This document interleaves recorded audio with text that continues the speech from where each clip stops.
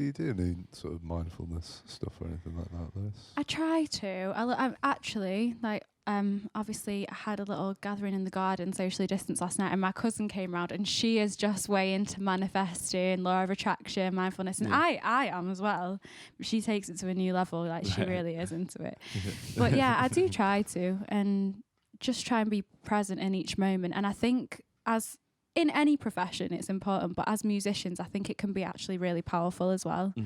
Just being in that moment and not like not thinking about anything else. And actually, when I was like, now I know, in retrospect, I know why this happened. When I was 12, I just like I was always into music, but when I got to 12, I became obsessed with music. And all I wanted to do after school was go straight to my piano lesson. And it was classical music, basically. I was obsessed with playing classical piano. And I realised, like, looking back, it was because I had a lot going on like at that time in my life.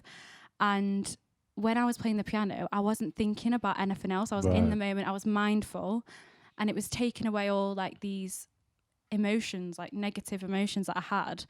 I didn't realise at the time. I just thought I was, why am I so obsessed with playing Mozart? But now I realise what it was. It was like therapy for me, and it just never stopped, basically. So now it is my crutch, and I think it's great. It's better than having like alcohol or drugs. Or, you know, looking back, I'm like, at 12, I could have really gone off the rails, but instead I became obsessed with Mozart.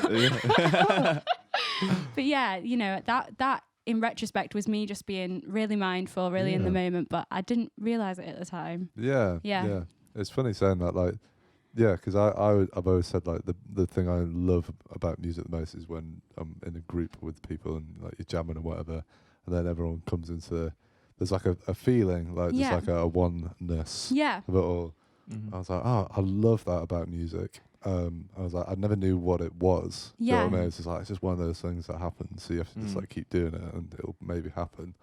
And then like much further down the line, I'm like, all that is just every single person in that ensemble is like being completely present with what's going on, and just.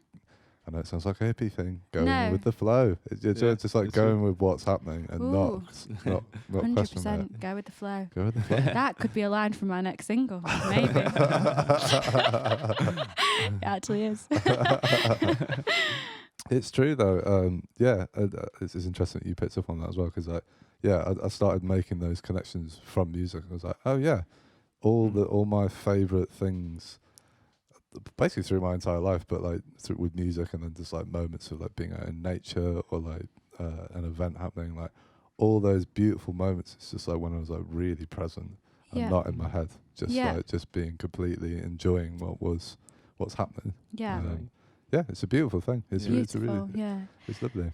I was watching a TikTok actually the other day, and it was of an alien and a man, like, and it was just like a concept. And now I sound really weird, but basically the alien came down to Earth, and he was chatting to the man, and he was like, oh, you only live for 100 years on planet Earth. And the man was like, yeah. And the alien was like, gosh, it took me 100 years just to get here. And then the alien said to the man, so I guess you're like always in the moment, 100% present, cherish every moment, because you've only got 100 years here maximum.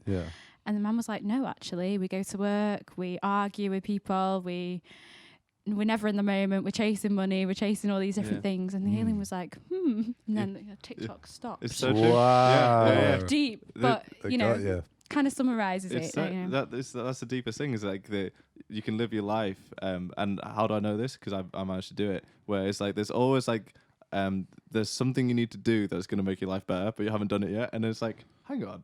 Once you get used to, when you actually kind of catch that mindset kicking in, it's like, and then but from catching it, you snap out of it, right? And once you snap out of it, you're like, oh, I'm absolutely fine. Like, that's such a weird, and obviously it comes from the right place, because you just the desire for more and stuff, and that's all good. But then you realize you can have both. Like, actually, you can live like every moment's great, or you can accept every moment, even if the moment seems to be rubbish or whatever.